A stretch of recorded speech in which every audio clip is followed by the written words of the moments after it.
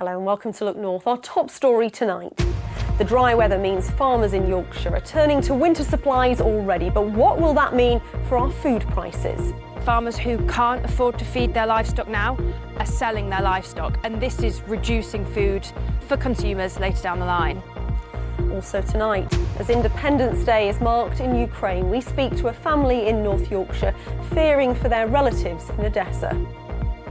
And a big jump in the number of people struggling to pay for their pets. The Dogs Trust appeals for foster carers. And once upon a time in the Dearne Valley, we talked to the father and daughter filmmakers who've won countless awards for a spaghetti western shot in their front room.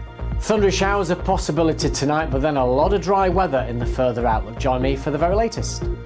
Good evening. How worried are you about your weekly shopping bill? Well, farmers in our region are warning their costs are rising. Fertiliser, diesel and energy costs are all going up, while the extreme dry weather is having an impact on their yields. It means what we pay for staples like potatoes and vegetables could be set to rise this autumn.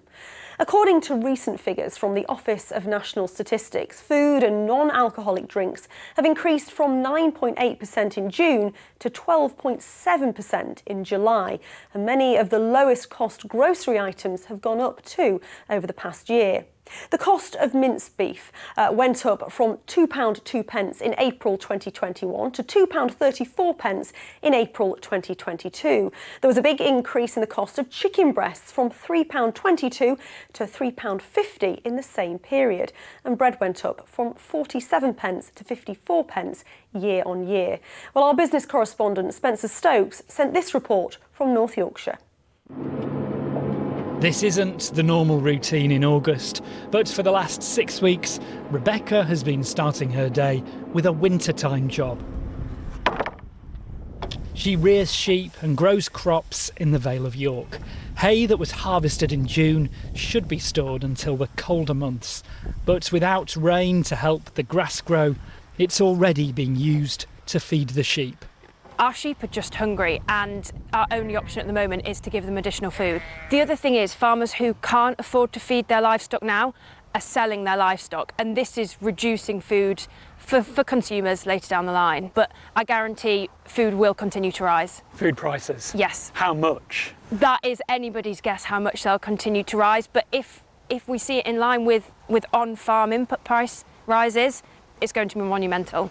The dry weather hasn't been good for farmers, And going on to the stage. but it does attract crowds to agricultural shows, many returning for the first time since the pandemic.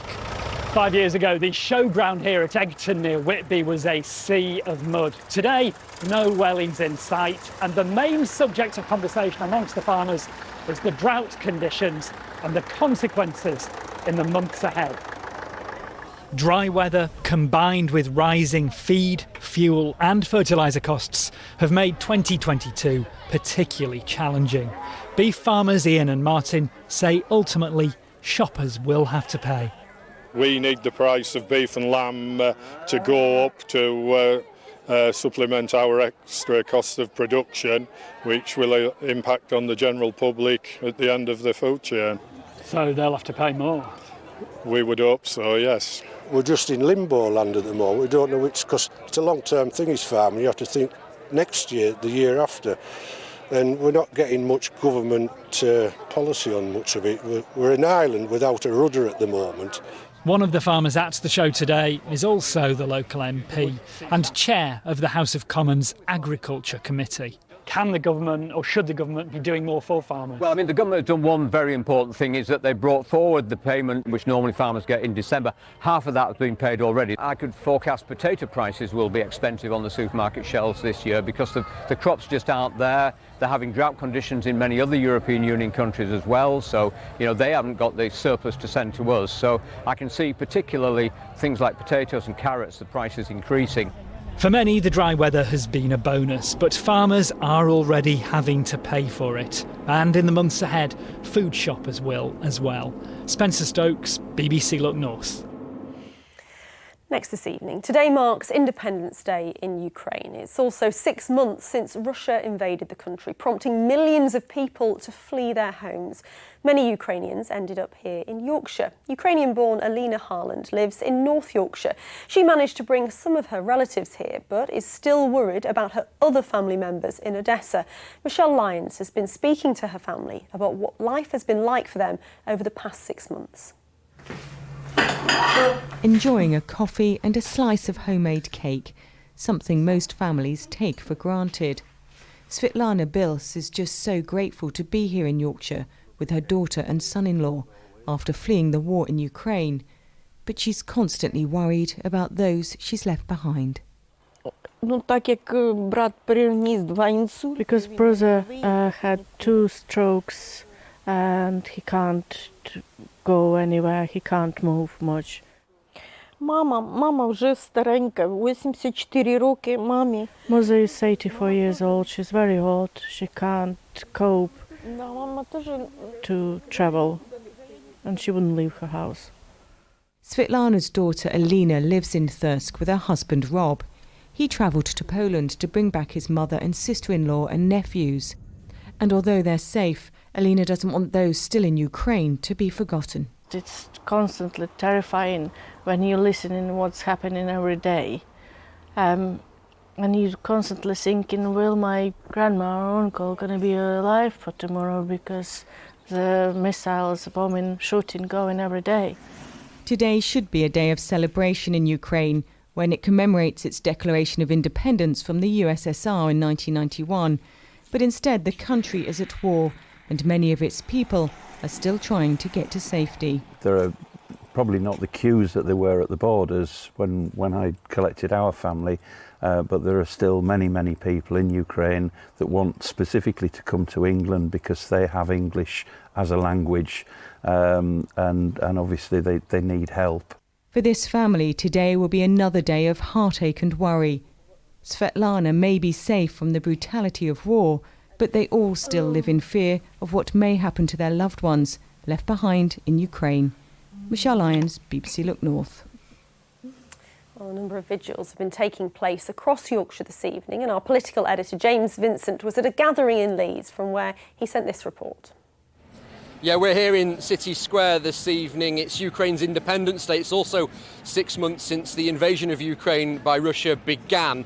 And since then, over 170,000 visa applications have been granted by the UK government. But there's worries about what happens next for people staying here. I'm with Yulia and Olga. First of all, Olga, you've been involved in the Ukrainian community in Leeds for a long time. Yeah. What do you hope happens when some of these people who've been staying here for 6 months with families, they might not be able to stay there again for much longer?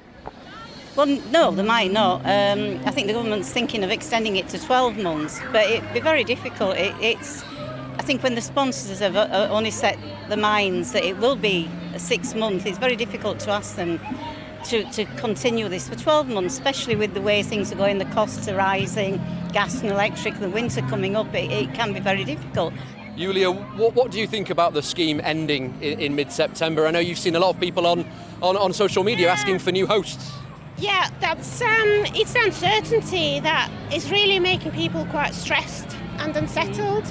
It's after all of this, having seen those hosts open their houses and sort of relaxing a bit, and children found schools and playgroups and their circle of friends. So it's, again, sort of potentially facing homelessness. And what help is out there for people, Olga? I know you do a lot in the local community. What are you offering people in terms of advice and support?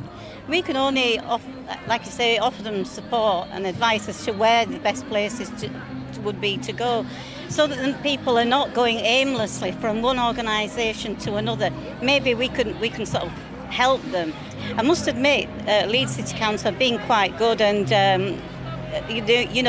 it's there. The support is there if you can sort through it, to be quite honest, and get through the paperwork and the emails and everything that goes with it. If if you get it, it's there, but it's very difficult. Well, thank you to Olga, thank you to Yulia. We did speak to the Refugee Minister, Lord Harrington. He says that they're going to contact the families that didn't take in a Ukrainian family the first time to see if they can do 6 months after the first 6 months finishes in mid-September. Our first line of defence, as it were, is via the local authorities to rematch people in the areas that they're living with host families, which is comparatively easy because we've got a lot of host families or people that expressed an interest in March when the programme started. We had 210,000 expressions of interest. So I've written to all those people who we haven't used the homes. We've used about 25,000 of the 210,000 to ask them if they're still interested, and I'm very encouraged by the response. So it's 6 months since Russia invaded Ukraine, and it's Ukraine's Independence Day today. Here in City Square in Leeds, Ukrainian people hoping that that war will come to an end soon. Aren't we all? We're watching Wednesday's Look North, still to come on tonight's programme. A special moment when one little boy from Sheffield got his first taste of seawater.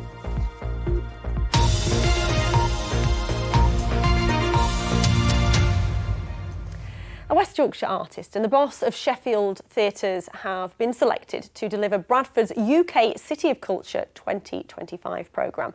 Bradford was announced as the winner of the competition back in May. Shanaz Gulzar, who led the bid, will be creative director, and Dan Bates, chief executive of Sheffield Theatres, has been named as executive director.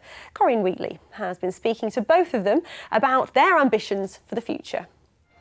So the winner of the UK City of Culture 2025 is Bradford. It's nearly 3 months since those cheers and tears of joy in Bradford. Work is underway to get the city ready for a year of cultural events and activities in 2025. And today the people who will take charge of that have been revealed.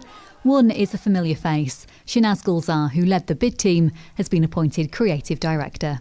Already, the energy and the aspirational desire in the district has grown. I can feel it. I can feel it just walking down Shipley yesterday and a couple coming up to me and going, big thumbs up, and City of Culture can't wait for it. When you've got the football fans chanting in an away game about you ain't no City of Culture, you realise that it's in there, it's in the psyche. The next steps really for me is to really build on developing those relationships that we've started to have with our artists and our organisations locally, how to give our local talent that uplift and that opportunity, and really to kind of develop our ambition for our district. Taking on the role of executive director is former Sheffield Theatres boss Dan Bates. For me, Bradford is always a city that I've loved. The enthusiasm, the drive, the ambition that Bradford has and the people of Bradford have got for the City of Culture is like infectious. Dan, you've received some initial funding from the government, but what else has to happen now in terms of getting the money together for 2025? The colleagues who have written the bid have put together kind of budget and kind of funding and outreach and making lots of kind of advances about that. But yeah, initially we have £270,000 as a kind of seed fund to get us going. But yeah, it's a big opportunity for Bradford, and we're really excited about working with everyone in the city. Shanaz and Dan officially take up their posts in the autumn. The rest of their team, who'll need to make ambitious plans come to life, will be recruited by the end of the year. Corinne Wheatley, BBC Look North, Bradford. Over 168,000 people in Yorkshire are still waiting to receive a refund on their council tax, which was promised to help with rising energy bills. The BBC has obtained figures showing how many people had still not received £150 last month. Households in Rotherham of Sheffield have all been paid, but it's not the same picture across the rest of Yorkshire. Over 44,000 households in Leeds are still waiting. That's the highest number in our region. People in Doncaster have less than a week left to have their say on its official new name after getting city status in the Queen's Platinum Jubilee celebrations. Residents need to decide between City of Doncaster and Doncaster City with a deadline of Monday. It officially becomes a city on the 1st of November. John Lewis in Sheffield will be staying as a listed building after councillors say they're not going to ask Heritage England to review the decision. The site in Barker's Pool was granted a Grade 2 listed status by Historic England, while the council was in the process of selling the site. A meeting held this morning discussing what to do next saw a vote against a review, saying it could jeopardise current negotiations with a developer. Now, there's been a big rise in the number of pet owners saying that they simply can't afford to look after their dogs because of the rising cost of living. The charity, the Dogs Trust, is urgently seeking emergency foster carers who can offer temporary homes to dogs in need. Christine Drysdale has fostered 70 dogs for the charity in Leeds, and Emma Glasby has been along to see her and the abandoned puppy she's taking care of. Barry was found abandoned in a street in Leeds. He's not yet ready for his forever home, but the Dogs Trust has placed him with a foster carer. He's very lively, likes to play lots of toys, just learnt how to bark, so he's barking at things as well. So yeah, he's very energetic.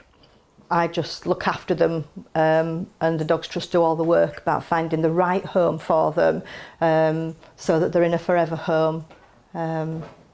And not be abandoned again, eh, Barry? With Christine, Barry is learning to trust people and is finding his personality. Barry is the 70th dog Christine has fostered. Each dog has its own challenges, and if I could keep them all I would, but they are ready for the forever homes.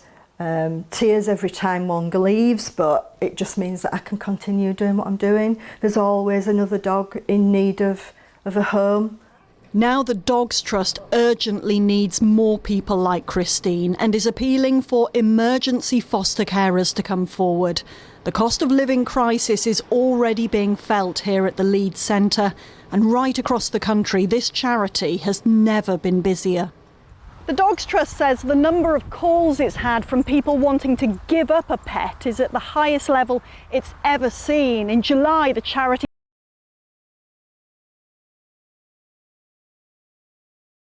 had almost 4,500 inquiries, with many callers saying they simply couldn't afford to keep their pets. We're getting more and more dogs needing to come in, people needing help, they just can't afford to keep them anymore, whether that's to feed them or the veterinary treatment. And it's a heartbreaking decision. If a family's had a dog for many years, it's part of their family, but they have to be able to afford to feed the family and the dog. It's just devastating. So many dogs, like Rocky and Tommy, are still waiting for their homes. Buster has gone to a foster carer this afternoon, freeing up desperately needed space.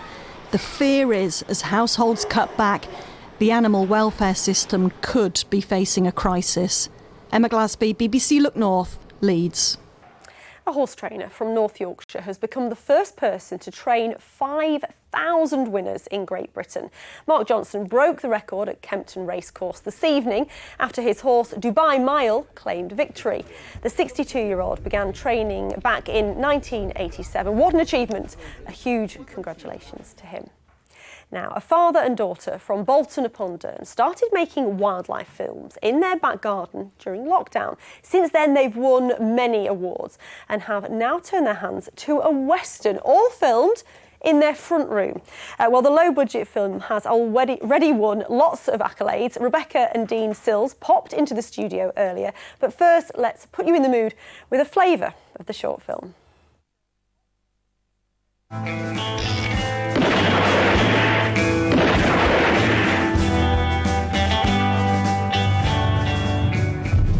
The last one. The gold, Clay.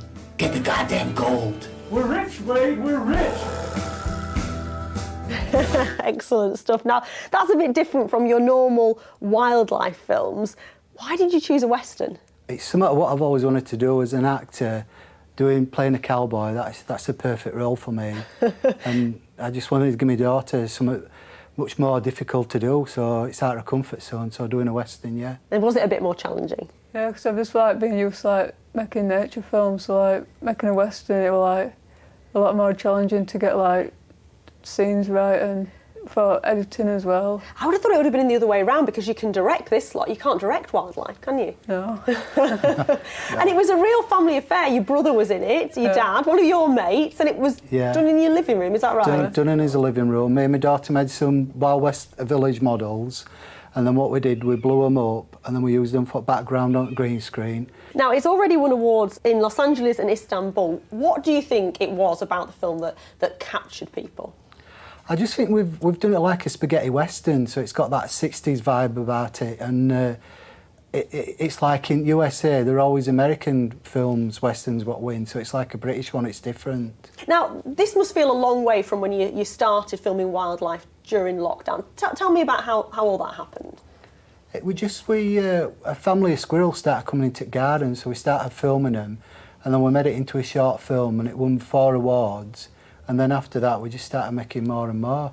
Now, this has really inspired you, Rebecca, hasn't it? Because tell us what you're going to do in September. So in September, I'm doing MA filmmaking at Sheffield Hallam. That is amazing, isn't it? And all inspired from these films that you started in your back garden. Yeah. Dad, how do you feel about that? Really proud of her, yeah.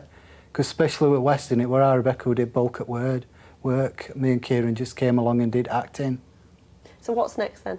Apart from your new career in filmmaking, but what's next in terms of what you're going to make between the pair of you? We're doing a film on coast, aren't we? Yorkshire Coast, a wildlife film. So yeah, wow, we've sounds like started filming that now. It's been a pleasure to meet you both. Good luck. Good luck with everything, and good luck in September. Thank you. All right, thank you. Thank you. Now, a first trip to the seaside is always a special moment, but for one family from Sheffield, it was particularly memorable. This is 2-year-old Joey. He has cerebral palsy, and he got his first taste of the water thanks to a charity called Beach Ability in Skegness. We've been speaking to his mum, Helen.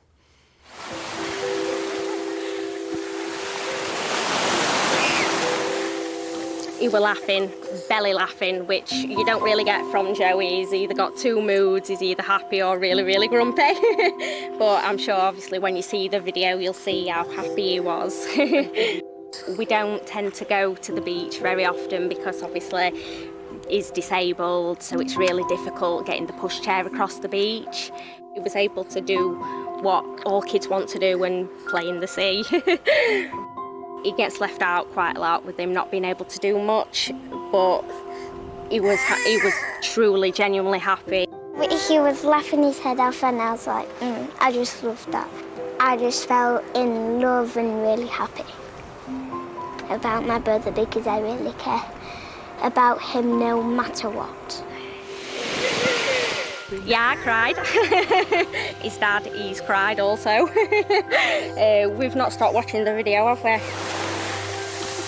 think if you're feeling a bit down, just watch Joey's video, it'll cheer you up.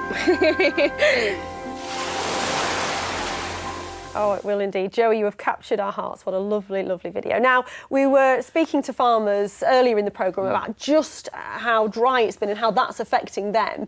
Yeah. You've got some interesting graphs, haven't you? Very, very interesting. We've got a week left to go before the end of climatological summer, of course. Climatological autumn begins on the 1st of September. Just have a look at this that I've got from the Met Office, which is, I've never seen such widespread lack of rainfall. We've got a couple of spots western Scotland, but Yorkshire, much of Yorkshire there for the whole of summer are between 30 to 50% of what you would normally expect. And don't forget, this came off the back of an exceptionally dry spring, so it's easy to see why farmers are struggling and why reservoirs are so low. And what about the next few weeks? Any rain? Well, you know, it's remarkable because we've got a weather front that will bring a few showery outbreaks of rain tonight. Won't even touch the sides. And then again, high pressure builds in from the west and could well be with us for the rest of August into early September. Certainly the bank holiday weekend and much of next week looks dry. So, I mean, it's an unbelievable sequence of weather events. Let me show you a few weather pictures. As always, that was a grey-looking Whitby that was taken this morning. Quite a moody-looking picture there. And then from last night, I don't know whether you saw the sunset. That was taken in Barn-Oldswick. I don't know whether it's the Yorkshire side or the Lancashire side, but at least you're watching Look North, whichever county you're in. Thanks for that, Zoe. And the second one, this was equally as good. That was taken by Duncan in Wakefield. So keep the pictures coming in. If you want to get them on the TV, I can show a selection of them on Look North tomorrow night. So tomorrow gets off to a bit of a slow start. There'll be some overnight showers to clear away, and then it turns increasingly sunny from the west.